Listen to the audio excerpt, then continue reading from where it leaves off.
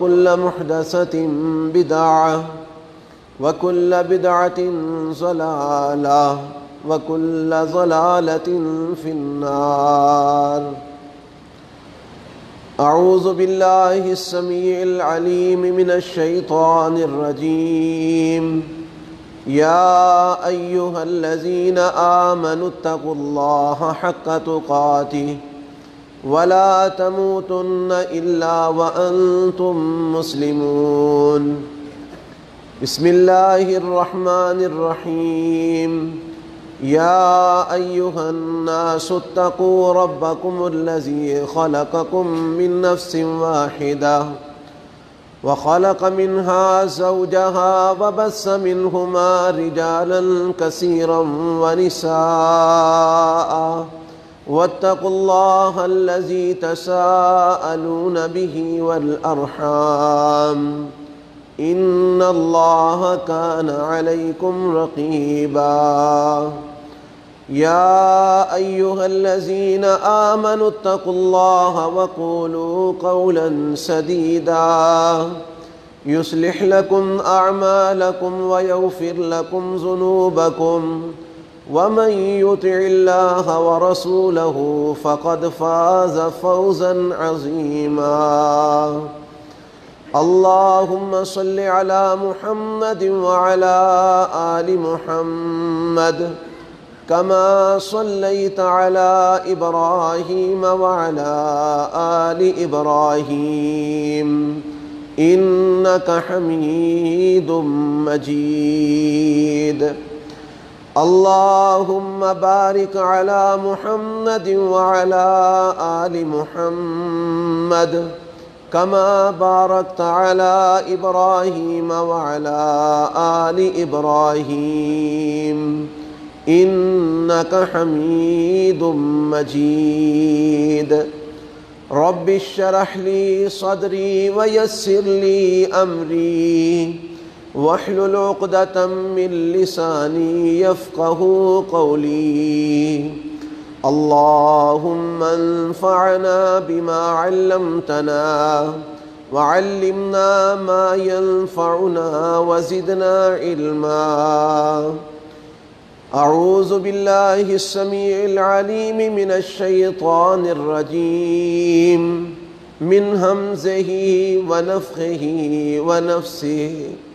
لقد من الله على المؤمنين إذ بعث فيهم رسولا من أنفسهم يتلو عليهم آياته ويزكيهم ويعلمهم الكتاب والحكمة وإن كانوا من قبل لفي ضلال مبين. سامعین محترم،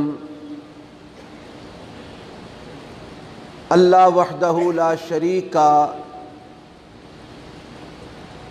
مسلمانوں پر بہت بڑا انعام اور بہت بڑا احسان ہے کہ اس نے ہم کو امت محمدیہ میں شامل فرمایا ہے اور ہم کو مسلمان بنایا اور محمد الرسول اللہ صلی اللہ علیہ وسلم کے ماننے والوں میں شامل کیا ہے. اللہ وحدہ لا شریک نے انسانوں پر بہت سے احسان کیے ہیں، بہت سے انعامات انسانوں پر اللہ نے فرمائے ہیں. قرآن مجید میں اللہ تعالیٰ فرماتے ہیں وَإِن تَعُدُّوا نِعْمَةَ اللَّهِ لَا تُحْصُوهَا، کہ اگر تم اللہ کی نعمتوں کو شمار کرنا چاہو تو تم شمار نہیں کر سکتے.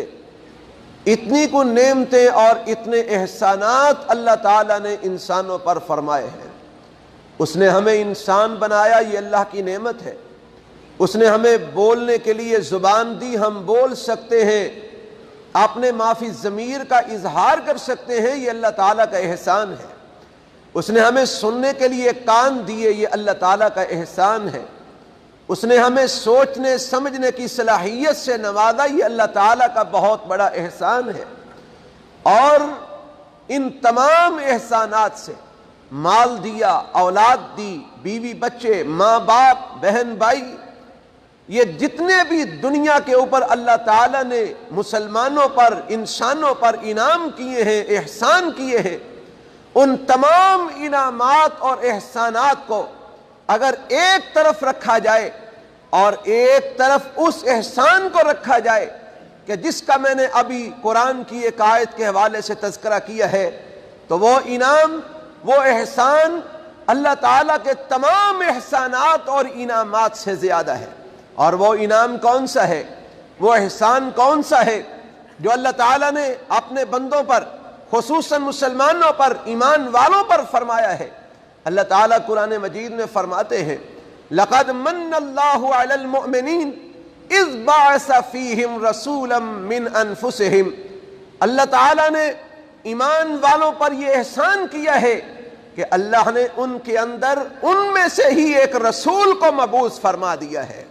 رسول اکرم جناب محمد الرسول اللہ صلی اللہ علیہ وسلم کی بعثت، آپ کا نبی بن کے آنا، آپ کا رسول بن کے ہمارے اندر تشریف لانا، یہ اللہ تعالیٰ کا بہت بڑا انعام اور بہت بڑا احسان ہے کہ اگر ہم ساری زندگی اللہ کے سامنے سجدے میں پڑھ کے اللہ کا اس نعمت پر شکریہ ادا کرتے رہیں تو حق ادا نہیں ہوتا۔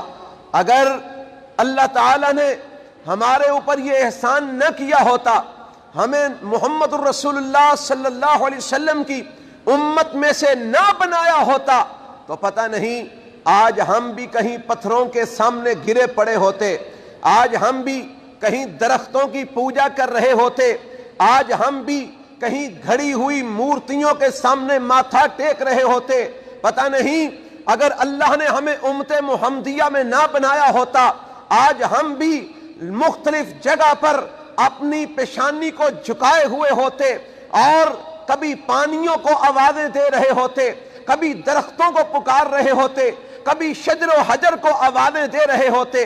یہ اللہ کا بہت بڑا احسان ہے کہ اس نے ہمارے اندر اپنے آخری پیغمبر جناب محمد الرسول اللہ صلی اللہ علیہ وسلم کو مبعوث فرمایا، اور اللہ نے ہم کو آپ کی امت میں شامل فرمایا کہ جس کی بدولت آج ہمارا ماتھا اگر جھکتا ہے اللہ وحدہ لا شریک کے آگے جھکتا ہے، ہم اگر جھولی پھیلاتے ہیں تو صرف وحدہ لا شریک کے آگے پھیلاتے ہیں۔ یہ اللہ تعالیٰ کا بہت بڑا احسان ہے، یہ اللہ تعالیٰ کا بہت بڑا انعام ہے کہ اللہ نے ہمارے اندر اپنے آخری پیغمبر جناب محمد الرسول اللہ صلی اللہ علیہ وسلم کو مبعوث فرمایا۔ لیکن اب سوال یہ پیدا ہوتا ہے، اللہ نے تو ہم پر یہ احسان کر دیا، رب نے تو ہم پر یہ انعام کر دیا کہ اپنا پیغمبر ہمارے اندر مبعوث فرمایا، اور یہ بھی احسان کر دیا کہ اللہ نے ہم کو اس پیغمبر کی امت میں بھی شامل فرما دیا۔ ہم نے پڑھ لیا اشہد ان لا الہ الا اللہ وحدہ لا شریک لہ واشہد ان محمدًا عبدہ ورسولہ۔ ہم پیغمبر علیہ السلام کی امت میں داخل ہو گئے، امت محمدیہ میں شامل ہو گئے۔ لیکن سوال یہ پیدا ہوتا ہے کہ اس پیغمبر کو جس کو اللہ نے مبعوث فرمایا، جس کا نام محمد الرسول اللہ ہے صلی اللہ علیہ وسلم، وہ احسان جو اللہ نے ہم پر کیا، پھر اس احسان کے بدلے ہم سے کیا تقاضا کیا ہے؟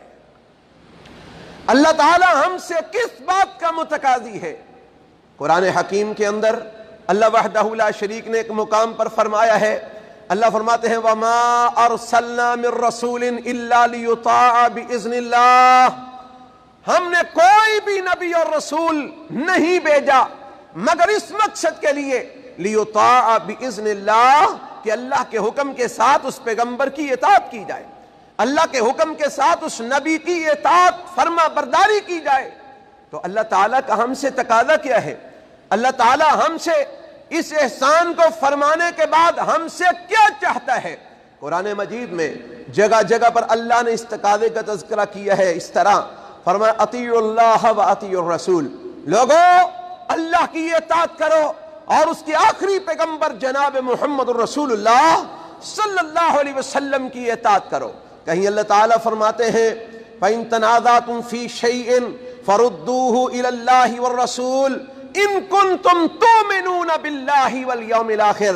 اور لوگو تم دنیا میں رہ رہے ہو، تمہارا کسی معاملے میں تنازع ہو جاتا ہے، تمہارا کسی مسئلے میں جھگڑا ہو جاتا ہے، کسی مسئلے میں تمہارا اختلاف ہو جاتا ہے تو تم نے اس جھگڑے اور اختلاف کا فیصلہ کہاں سے کروانا ہے؟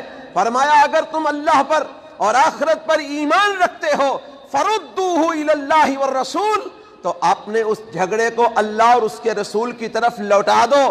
پھر جو اللہ اور اس کے رسول فیصلہ فرما دے اس فیصلے کو تسلیم کر لو، اس فیصلے کو مان لو۔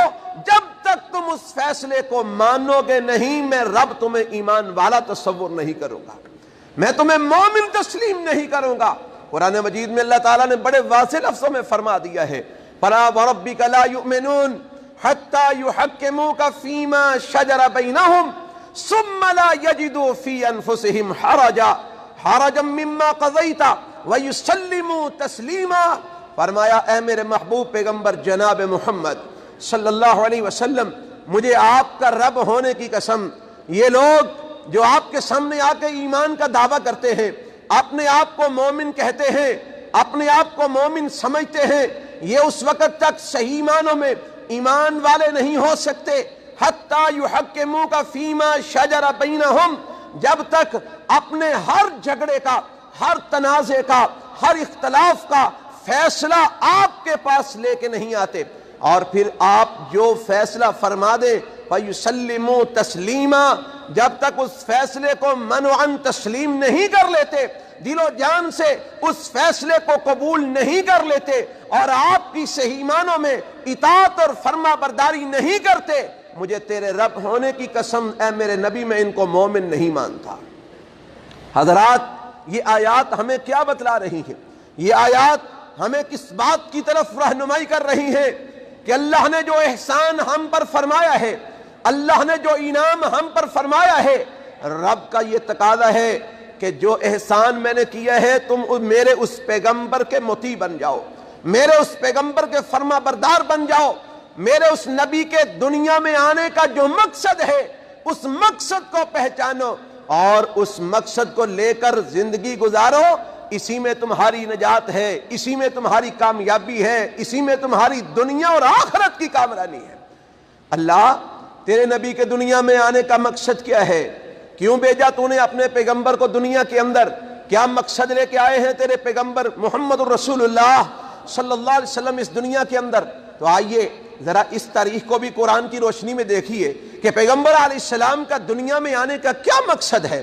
آج ہم اپنے آپ کو مسلمان کہتے ہیں، اگر کوئی سعودیہ میں ہے وہ بھی اپنے آپ کو مسلمان کہتا ہے، کوئی پاکستان میں ہے، کوئی ہندوستان میں ہے، کوئی بنگلہ دیش میں ہے، کوئی کسی ملک میں ہے، کوئی کسی ملک میں، سب ہم اپنے آپ کو مسلمان کہتے ہیں، مومن کہتے ہیں، اور سب کا دعویٰ ہے کہ ہمیں پیغمبر علیہ السلام سے بڑی محبت ہے، پیغمبر علیہ السلام سے بڑا پیار ہے۔ لیکن سوچنا تو یہ ہے کیا ہم اپنے دعوے میں سچے بھی ہیں کہ نہیں؟ کہیں ایسا تو نہیں کہ ہمارا دعویٰ کچھ ہے اور ہمارا عمل کہیں ہمارے دعوے کے خلاف تو نہیں؟ کہیں کل قیامت کے دن ہمیں خسارے میں نہ پڑنا پڑ جائے، کہیں ہم کل قیامت کے دن اپنے اس دعوے کی وجہ سے اور عمل نہ ہونے کی وجہ سے کہیں ہم کل قیامت کے دن مجرمین کی صف میں شامل نہ ہو جائے۔ عزیز بھائیو، آئیے پہچانیے نبی علیہ الصلوۃ والسلام کا مقصد کیا ہے، آپ دنیا میں کیوں تشریف لائے، اور محبت رسول یہ تو ایمان کا جزء اول ہے۔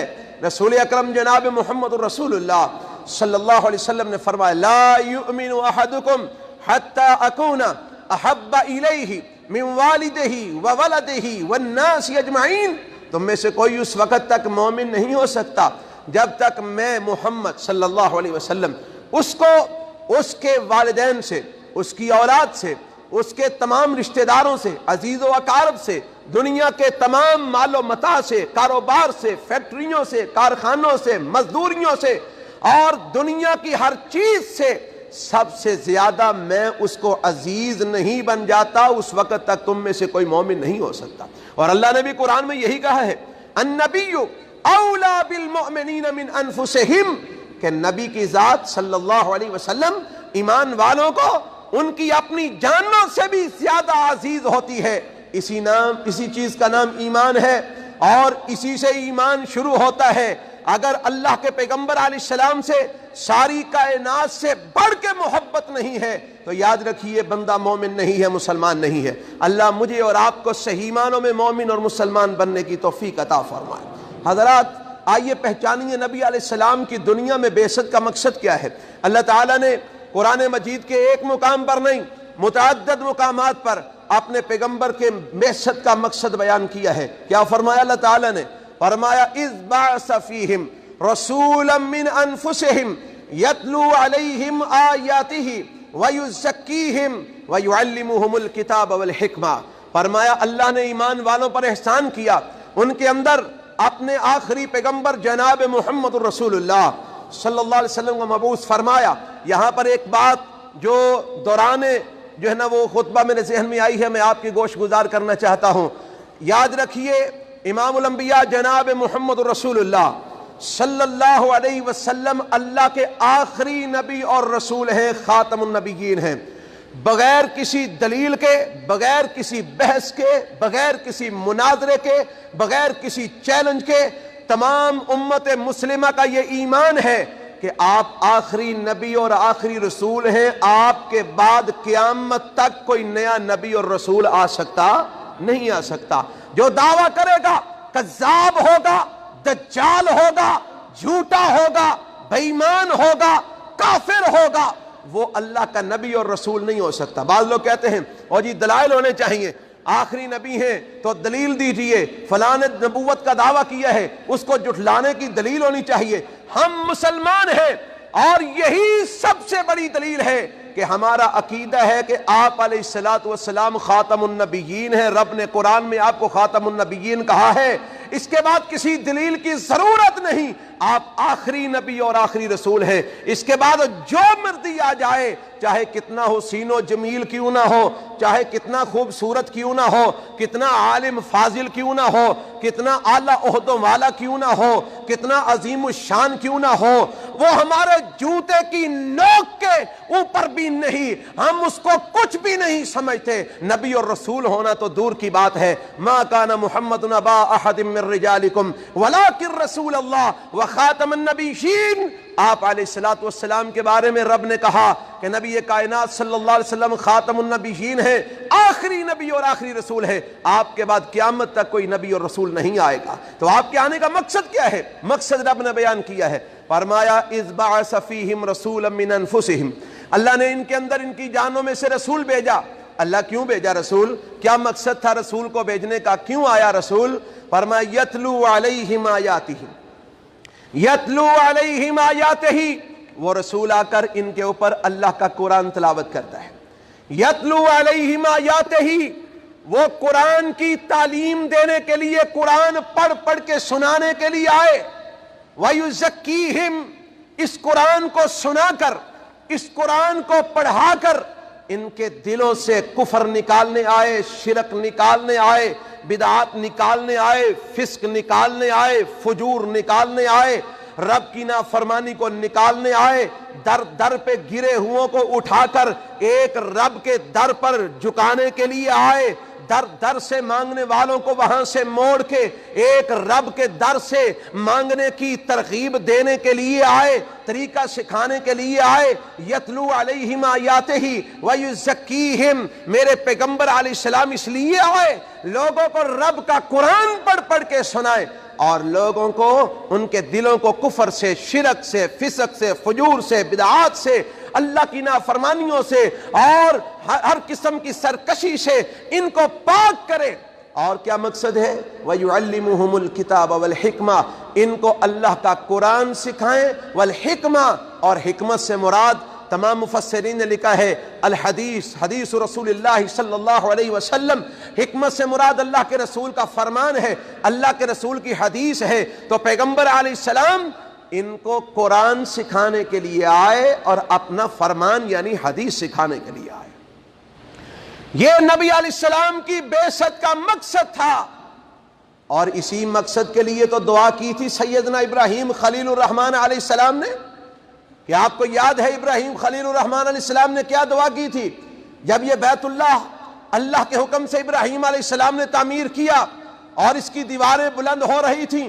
اذ یرفع ابراہیم القواعد من البیت وإسماعيل ربنا تقبل منا إنك أنت السميع العليم ربنا واجعلنا مسلمين لك ومن ذريتنا أمة مسلمة لك وأرنا مناسكنا وتب علينا إنك أنت التواب الرحيم ربنا وابعث فيهم رسولا منهم يتلو عليهم آياتك ويعلمهم الكتاب والحكمة ويزكيهم إنك أنت العزيز الحكيم. اللہ فرماتے ہیں ابراہیم علیہ السلام جب بیت اللہ کی دیواریں کھڑی کر رہے تھے تو اللہ تعالیٰ سے دعا کر رہے تھے، اللہ یہ بیت اللہ تو میں نے بنا دیا ہے، اب اس کو اپنی بارگاہ میں قبول فرما لے، اور اللہ ہم کو مسلمان بنا، اپنا فرما بردار بنا باپ بیٹے کو، اور ہماری اولاد میں سے بھی ایک امت ایسی بنانا جو قیامت تک تیری ہدایت والے رستے پر قائم رہے، اور یا اللہ تیری عبادت کرتی رہے. اور یا اللہ یہ جو گھر ہم نے بنایا ہے اب ہم تو سے التجا کرتے ہیں، اس گھر کو آباد کرنے کے لیے ایک معلم کی ضرورت ہے، مدرس کی ضرورت ہے، خطیب کی ضرورت ہے، ایک عالم کی ضرورت ہے. تو یا اللہ میں تجھ سے دعا کرتا ہوں وَابْعَثْ فِيهِمْ رَسُولًا مِّنْهُمْ، یہ جو لوگ یہاں پر بسے ہوئے ہیں نا اللہ انہی میں سے ایک رسول ان کے اندر بھیج. وہ رسول آ کے کیا کرے گا، کیا مقصد ہے اس کے آنے کا؟ ابراہیم علیہ السلام دعا کر رہے ہیں اللہ اس مقصد کے لیے وہ رسول بھیجنا. کس مقصد کے لیے؟ یتلو علیہم آیاتک، وہ ان کے اوپر تیری آیتیں آ کے تلاوت کرے، ان کو تیری آیات سنائے. اللہ اکبر کبیرہ. اے امت محمدیہ، یہ تھا بعثت کا مقصد جناب محمد رسول اللہ صلی اللہ علیہ وسلم کا. مسلمانوں، گانے سننا سنانا یہ نبوی شیوا نہیں، قوالیاں سننا سنانا یہ نبوی شیوا نہیں، فحش پروگرام دیکھنا سننا سنانا یہ نبوی پروگرام نہیں. نبی علیہ السلام کا بعثت کا مقصد کیا ہے؟ یتلو علیہم آیاتک، اللہ ان کو تیرا قرآن پڑھائے، تیری آیتیں آ کر ان کے اوپر پڑھے، اور وَيُعَلِّمُهُمُ الْكِتَابَ وَالْحِكْمَةَ، ان کو قرآن سکھائے، ان کو حکمت سکھائے، حدیث سکھائے، قرآن حدیث کی تعلیم دے. وَيُزَكِّيهِمْ، ان کے اندر سے ہر قسم کے فسق و فجور، ہر قسم کے شرک بدعات کو نکال کر ان کے دلوں کو پاک کر دے، ان کا تزکیہ نفس کر دے. اور تزکیہ نفس کس سے ہوگا؟ الکتاب والحکمہ، قرآن سے ہوگا اور نبی علیہ السلام کی حدیث سے ہوگا. حضرات، میرا آپ سے یہ سوال ہے، اور یہ سوال اس لیے ہے کہ ہم اپنے اوپر غور کریں. کیا ہم نے نبی علیہ السلام کی اس بعثت کے مقصد کو سمجھا؟ کیا ہم نے نبی علیہ السلام کی اس بعثت کے مقصد کو پورا کرنے کی کوشش کی؟ کیا ہم نبی علیہ السلام کی بعثت کے اس مقصد کو لے کر چلے؟ کیا ہم نے قرآن سیکھا؟ کیا ہم نے رسول اللہ صلی اللہ علیہ وسلم کا فرمان پڑھا؟ کیا ہم نے اللہ کے رسول کی حدیث سیکھی؟ ضروری تو نہیں کہ سارے ہی مدارس میں پڑھ کر بڑے عالم فاضل بنے، ضروری تو نہیں سارے علوم پڑھیں، لیکن اتنا تو سب پہ فرض ہے کہ کم از کم جو اللہ نے چٹھی، جو خط، جو اللہ نے آسمان سے کتاب ہمارے اوپر نازل فرمائی ہے، ہمیں کم از کم اس کا تو پتہ ہونا چاہیے. وہ ہمیں کس بات سے روکتی ہے، کس بات کا حکم دیتی ہے، کس بات سے ٹوکتی ہے، کیا سمجھاتی ہے، کیا دیتی ہے، کیا لیتی ہے، کیا تقاضا کرتی ہے. کم از کم اس بات کا تو ہمیں علم ہونا چاہیے، اور کم از کم ہمیں یہ پتہ ہو ہماری طہارت کے مسائل کیا ہیں، ہمارے زندگی گزارنے کے مسائل کیا ہیں، حلال کیا ہے، حرام کیا ہے، جائز کیا ہے، ناجائز کیا ہے، صحیح کیا ہے، غلط کیا ہے، جھوٹ کیا ہے، سچ کیا ہے، صراط مستقیم کیا ہے، بدعات کیا ہے، شرک و کفر کیا ہے، اسلام کیا ہے، ایمان کیا ہے. کم از کم اتنا تو ہم سب کو علم ہونا چاہیے. اور وہ علم کب ہوگا؟ یعلمہم الکتاب والحکمہ، جب ہم قرآن سیکھیں گے، جب ہم نبی علیہ السلام کی حدیث کو سیکھیں گے. عزیز بھائیو، یہی ہے اللہ تعالیٰ کا اپنے پیغمبر کو دنیا میں بھیجنے کا مقصد.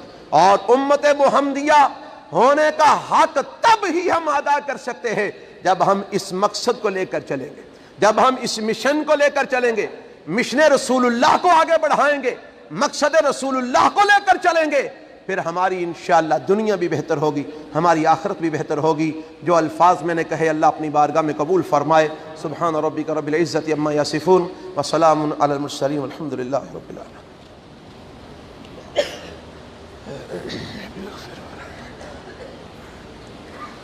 الحمد للہ الحمد للہ نحمده ونستعینه ونستغفره ونعوذ باللہ من شرور انفسنا ومن سیئات اعمالنا من يهده الله فلا مضل له ومن يضلل فلا هادي له واشهد ان لا اله الا الله وحده لا شريك له واشهد ان محمدا عبده ورسوله اللهم صل على محمد وعلى آل محمد كما صليت على إبراهيم وعلى آل إبراهيم إنك حميد مجيد اللهم بارك على محمد وعلى آل محمد كما باركت على إبراهيم وعلى آل إبراهيم إنك حميد مجيد أعوذ بالله السميع العليم من الشيطان الرجيم لقد كان لكم في رسول الله أسوة حسنة لمن كان يرجو الله واليوم الآخر وذكر الله كثيرا۔ سامعین محترم، ایک چھوٹی سی بات آپ کے گوش گزار اس خطبے میں کرنا چاہتا ہوں۔ اللہ تعالیٰ نے اپنے پیغمبر جناب محمد رسول اللہ صلی اللہ علیہ وسلم کو دنیا کے اندر ہمارے لیے نمونہ بنا کے بھیجا ہے۔ اللہ نے قرآن میں بڑے واضح لفظوں میں فرمایا لقد كان لكم في رسول الله أسوة حسنة، تمہارے لیے اللہ کے رسول جناب محمد رسول اللہ صلی اللہ علیہ وسلم بہترین نمونہ ہے۔ آپ علیہ السلام کی زندگی ہمارے لیے اسوہ حسنہ ہے، ہمارے لیے بہترین نمونہ ہے۔ اور اس نمونے کا مطلب کیا ہے؟ ایک موٹی سی مثال ہے۔ آپ سب لوگ ماشاءاللہ کام کاج کرنے والے، محنت مزدوری کرنے والے، آپ کو ایک آرڈر ملتا ہے کہ آپ نے ایک چیز تیار کرنی ہے اور اس کا ایک نمونہ آپ کو دیا جاتا ہے کہ یہ ایک نمونہ ہے، اس نمونے کے مطابق مثال کے طور پہ کوئی دروازے بنانے والا ہے، اس کو کہا جاتا ہے اتنی اس کی لمبائی ہو، اتنی چوڑائی ہو اور اس ڈیزائن کا یہ دروازہ آپ نے تیار کرنا ہے۔ اب وہ بندہ اس ڈیزائن کا اور اتنے ہی سائز کا، اتنی لمبائی اور چوڑائی کا مالک کے آرڈر کے مطابق وہ دروازہ تیار کرتا ہے، مالک خوش ہوتا ہے، وہ دروازہ بھی قبول کر لیتا ہے، اس کو مزدوری بھی دیتا ہے اور اس کے بعد پھر اس کو چاہے تو بعض اوقات خوش ہو کر انعام بھی دیتا ہے کہ تم نے جو میں نے کہا تھا اس کے بالکل عین مطابق بڑا خوبصورت کام کیا ہے، میں بڑا خوش ہوا ہوں، وہ انعام بھی مل جاتا ہے۔ اور اگر ایک بندہ کہے چلو پھر کیا ہے، اگر اس نے کہا ہے کہ 5 فٹ کی چوڑائی ہونی چاہیے تو میں 5.5 فٹ کر دیتا ہوں، 5.25 فٹ کر دیتا ہوں، کیا حرج ہے؟ کوئی تھوڑا سا زیادہ ہی ہوگا نا، لوہا تھوڑا زیادہ استعمال ہوگا تو مالک خوش ہوگا، تھوڑے سا مٹیریل زیادہ استعمال ہوگا تو مالک خوش ہوگا۔ ایمان سے بتائیں، اگر اس نے 5 فٹ چوڑائی کہی ہے تو کاریگر 5.25 فٹ چوڑائی، حالانکہ اس کا مٹیریل بھی زیادہ لگا ہے، محنت بھی زیادہ لگی ہے، وہ دروازہ تیار کر کے مالک کو دے، مالک لگائے، وہ وہاں پر فٹ نہ آئے، مالک راضی ہوگا، خوش ہوگا یا کہ ناراض ہوگا؟ ناراض ہوگا۔ دنیا کے اندر ہم نمونے کے مطابق جو آرڈر ہم کو ملا ہے اس کے مطابق اگر ہم چیز تیار نہ کریں، مالک خوش نہیں ہوتا۔ اللہ تعالیٰ نے ہمارے لیے ایک نمونہ بنا کے بھیجا ہے جناب محمد رسول اللہ صلی اللہ علیہ وسلم، فرمایا اس کے مطابق اپنی زندگی بسر کرو، جیسے یہ اٹھتے ہیں تم اٹھو، جیسے یہ بیٹھتے ہیں تم بیٹھو، جیسے یہ کھاتے ہیں تم کھاؤ، جیسے یہ پیتے ہیں تم پیو، جیسے یہ سوتے ہیں تم سوو، جیسے یہ جاگتے ہیں تم جاگو، جیسے یہ تجارت کرتے ہیں تم تجارت کرو، جیسے انہوں نے غمی کی ہے تم بھی غمی کرو، جیسے انہوں نے خوشی منائی تم بھی خوشی اس طرح مناؤ، جیسے انہوں نے شادیاں کی تم بھی اس طرح شادیاں کرو، جیسے ان کے ہاں بچے ہوئے انہوں نے خوشی کا اظہار کیا تم بھی ویسے خوشی کا اظہار کرو، جیسے انہوں نے دعوت و تبلیغ کا کام بھی کیا تم بھی ویسے دعوت و تبلیغ کا کام کرو۔ یعنی میں نے تمہارے لیے اپنے پیغمبر جناب محمد رسول اللہ صلی اللہ علیہ وسلم کو نمونہ بنایا ہے، اگر تم میرے پیغمبر کے طریقے کے مطابق چلتے ہوئے آؤ گے، میں راضی ہوں گا، خوش ہوں گا، میں تمہیں اس کی اجرت بھی دوں گا، مزدوری بھی دوں گا، انعام بھی دوں گا اور میں تمہیں اپنی جنت کا داخلہ نصیب فرما دوں گا۔ قُلْ إِن كُنتُمْ تُحِبُّونَ اللَّهَ فَاتَّبِعُونِي يُحْبِبْكُمُ اللَّهُ، اے پیغمبر جناب محمد صلی اللہ علیہ وسلم ان کو کہہ دیجئے اگر تم چاہتے ہو کہ اللہ کی محبت نصیب ہو، اس کا ایک طریقہ ہے فَاتَّبِعُونِي، میں محمد کی اتباع کرو۔ اور اتباع کا معنی ہوتا ہے پیچھے لگنا، اتباع کا معنی ہوتا ہے پیچھے پیچھے چلنا، جہاں جہاں محمد رسول اللہ صلی اللہ علیہ وسلم قدم رکھتے جاتے ہیں تم بھی پیچھے پیچھے وہاں وہاں قدم رکھتے جاؤ، جیسے جیسے وہ چلتے ہیں ویسے ویسے تم بھی ان کے پیچھے پیچھے چلتے جاؤ، ان کی زندگی کے مطابق اپنی زندگی بناؤ، ان کے شب و روز کے مطابق اپنے شب و روز بناؤ، ان کے معاملات اور ان کے سارے زندگی کے جو معاملات ہیں ان کے مطابق تم اپنی زندگی کے معاملات بناؤ، تو نتیجہ کیا نکلے گا؟ یحببکم اللہ۔ جب تم اللہ کے رسول کے پیچھے پیچھے چلو گے نا، ان کے مطابق سارے کام کرو گے، اللہ تم سے محبت فرمائے گا۔ اور یہ چھوٹا انعام نہیں ہے، جس سے اللہ محبت کرے ایمان سے بتاؤ اس کو اور کس کی محبت چاہیے؟ اس کو تو سب کچھ مل گیا۔ یحببکم اللہ، اللہ تم سے محبت کرے گا، ویغفر لکم ذنوبکم، اور تمہارے تمام گناہوں کو معاف فرما دے گا۔ عزیز بھائیو، لوگ اتنی دن دور سے عمرے کرنے آتے ہیں کس لیے؟ اللہ راضی ہو جائے گناہ بخش دے۔ حج کرنے آتے ہیں کس لیے؟ اللہ راضی ہو جائے گناہ بخش دے۔ جہاد کرنے والے جہاد کرتے ہیں کس لیے؟ اللہ راضی ہو جائے گناہ بخش دے۔ روزہ رکھا جاتا ہے، نماز پڑھی جاتی ہے، ہم جمعہ پڑھ رہے ہیں، پڑھا رہے ہیں، قرآن پڑھتے پڑھاتے ہیں، کس لیے؟ اللہ راضی ہو جائے گناہ بخش دے۔ رب کہتا ہے آؤ شارٹ کٹ رستہ تم کو بتاتا ہوں۔ وہ کیا ہے؟ یہ تو سب تم نے کرنا ہی کرنا ہے، ایک شارٹ کٹ رستہ ہے، تھوڑا کام اجرت زیادہ۔ وہ کیا؟ اتباع محمد صلی اللہ علیہ وسلم۔ میرے پیغمبر کی اتباع کرو، ہر کام میں میرے پیغمبر کو سامنے رکھو، میرے پیغمبر کو فالو کرو، جس طرح انہوں نے زندگی گزاری ویسے گزارو۔ اللہ تم سے محبت بھی کرے گا، تمہارے گناہ بھی بخش دے گا، اور اللہ بڑا غفور الرحیم ہے۔ اللہ سے التجا ہے اللہ مجھے اور آپ کو صحیح معنوں میں امت محمدیہ بننے کی توفیق عطا فرمائے۔ اللہ تعالی ہمارے اوپر رحم فرمائے، اللہ ہمارے حال پہ رحم فرمائے۔ اللہ تعالیٰ جو فوت ہو گئے ہیں اللہ ان کی مغفرت فرمائے۔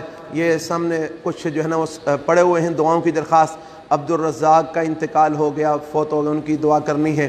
ایک بھائی نے لکھا ہے میری والدہ جو ہے نا وہ ان کی طبیعت خراب رہتی ہے، ان کے لیے دعا کرنی ہے، اور کسی رشتہ دار کی طبیعت خراب ہے ان کے لیے بھی دعا کرنی ہے۔ اللہ تعالیٰ تمام مسلمان بیماروں کو صحت کاملہ عاجلہ نصیب فرما۔ اے رب العالمین، جتنے بھی مسلمان مرد و خواتین، بچے، جوان، بوڑھے یہاں اور دیگر ممالک میں جہاں جہاں بھی بیمار ہیں، میرا اللہ سب کو اپنے رحمت سے صحت کاملہ عاجلہ نصیب فرما۔ اللہ جو فوت ہو گئے ان کی مغفرت فرما، ان کو اپنی جنت میں اعلیٰ مقام نصیب فرما۔ اے رب العالمین، جو مسلمان بے اولاد ہیں نیک صالح اولاد نصیب فرما۔ اللہ جو کسی بھی مسئلے میں، کاروبار میں، اولاد کے معاملات میں پریشان ہیں، اللہ ان کی ہر قسم کی پریشانیاں دور فرما۔ رب العالمین جو غمگین ہیں ان کے غم دور فرما۔ رب العالمین جو مسلمان دنیا بھر میں ظلم و ستم کے اندر اللہ پھنسے ہوئے ہیں، کفار ان پر ظلم و ستم کے پہاڑ توڑ رہے ہیں، اللہ ان مظلوم مسلمانوں کی مدد فرما۔ رب العالمین اسلام کو غلبہ نصیب فرما، اسلام کو عزت عطا فرما، کفر اور نفاق کو اللہ نیست و نابود فرما۔ اے رب العالمین اسلام کو غلبہ نصیب فرما، کفر و شرک کو نیست و نابود فرما۔ اے رب العالمین جو اسلامی ممالک ہیں اللہ ان کو اسلام کی بنیادوں پر قائم رہنے کی توفیق عطا فرما۔ اے رب العالمین ہم سب کو سچا پکا مسلمان بنا، ہم سب کو 5 وقت کا پکا نمازی بنا، ہمیں اپنی اطاعت اور اپنے پیغمبر کی صحیح معنوں میں اتباع کرنے کی توفیق عطا فرما۔ یہ جو احسان تو نے ہم پہ کیا ہے اللہ اس احسان کی صحیح معنوں میں قدر کرنے کی ہمیں توفیق عطا فرما۔ اللہ ہماری التجاؤں کو اور دعاؤں کو قبول و منظور فرما۔ ایک سوال ہے، کسی بھائی نے یہ رکھا ہوا ہے یہاں پر، دونوں ہاتھوں سے سلام لینا درست ہے کہ نہیں؟ جناب محمد رسول اللہ صلی اللہ علیہ وسلم کی شریعت اور آپ کی سنت مبارکہ سے ایک ہی ہاتھ سے سلام لینا ثابت ہے، مصافحہ کہا جاتا ہے اس کو، اور مصافحے کا معنی یہ ہے کہ ایک آدمی کی ہتھیلی دوسری آدمی کی ہتھیلی کے ساتھ ملے تو اس کو سلام کہتے ہیں۔ ایک ہاتھ سے سلام لینا جناب محمد رسول اللہ صلی اللہ علیہ وسلم کی شریعت سے ثابت ہے، 2 ہاتھوں سے سلام لینا میرے پاک پیغمبر کی کسی صحیح حدیث سے ثابت نہیں ہے۔ اللہ سنت پر عمل کرنے کی توفیق عطا فرمائے۔ سبحان ربک رب العزت عما یصفون وسلام علی المرسلین والحمد للہ رب العالمین۔ سبحانک اللہم وبحمدک اشہد ان لا الہ الا انت استغفرک واتوب الیک۔ السلام علیکم۔